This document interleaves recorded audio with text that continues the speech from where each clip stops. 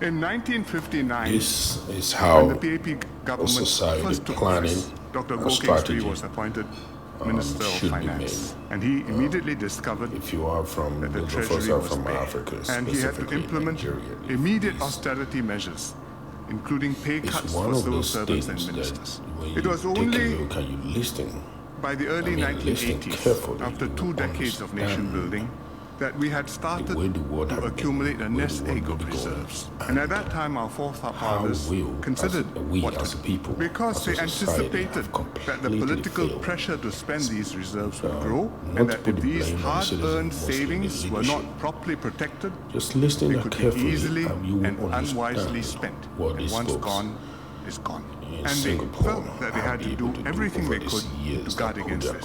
So in 1984, at the National Day rally, top of the Mr. world. Lee Kuan Yew talked Just about listen. how the reserves could be frittered away by a profligate government spending money that it had not itself earned within a single term. And he proposed a simple principle. If a government wants to spend, it must first raise the money, whether by raising taxes or by making shrewd investments or some other direct, open, proper means, but not by drawing down on the past reserves that it had inherited. And to guard against a rogue government raiding the reserves, Mr. Lee mooted the idea of a president elected directly by the people, who would have the constitutional power and the moral authority to safeguard the reserves and be able to say no if the government wanted to spend it for an unwise purpose. And that was the concept of the second key. 4 years later, 1988, the PAP government published the white paper on the elected president scheme. After the election, in January 1991, we amended the constitution to create the elected presidency. And Mr. Wee Kim Wee, who was then already the president, took on the new custodial powers and became the first president who wielded the second key. Our first priority was to keep the capital sums in the reserve safe.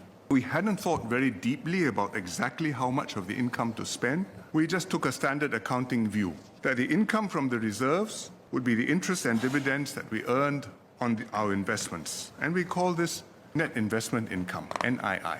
And we decided that government of the day could spend 100% of the NII. Later, when Mr. Ong Teng Cheong was elected president, he questioned this rule. He asked, why do we allow ourselves to spend 100% of NII?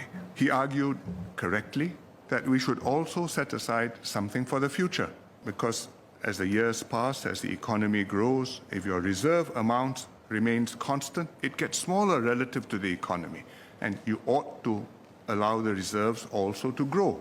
There's no magic rule to this, but we arrived at a split of 50-50. We split the difference between now and the future. And so, in 2001, Parliament passed a constitutional amendment to protect 50% of NII and add that to the reserves. And the other 50%, the government of the day could spend. So 50% for the present, 50% for the future. Over time, we realized that NII may not be the best measure of what you should be able to spend.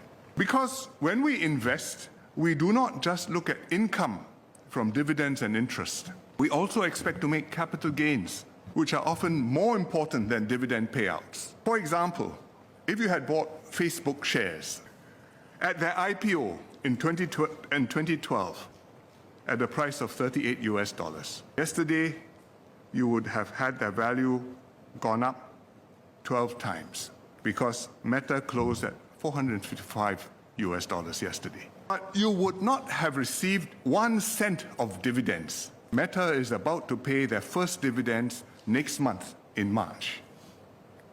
So in that circumstance, can we say returns from the investment is zero? No, it's wrong. So we decided we should consider not just the interest and dividends, but also include capital gains as well. And of course, you must take into account capital losses as well. And that means spending on the basis of overall investment returns, capital gains and losses, plus in earnings, plus income, interest and dividends, instead of just investment income. We also studied how other institutions which had built up large endowment funds managed them, particularly US Ivy League universities like Yale and Harvard. Harvard has the biggest fund, Yale has quite a big fund, but Yale had a model which was very successful and very respected. We learned how they implemented consistent spending rules, how they smoothened out the draw on funds, because from year to year the fund performance can be volatile. We must understand this. We can project 4% long-term expected returns. Next year, what will you earn? God only knows. It can be plus 10, it can be minus 10. Hopefully, after 20 years, it's something like what you projected, but really, it's volatile from year to year. And you have to find some intelligent way to smooth it out so that you can spend steadily and not be whiplashed. So we studied them, we modeled our rules on these ideas. So in 2008, we amended the Constitution again to specify that the government would spend out of net investment returns, NIR, instead of net investment income, NII. But we kept the 50% rule.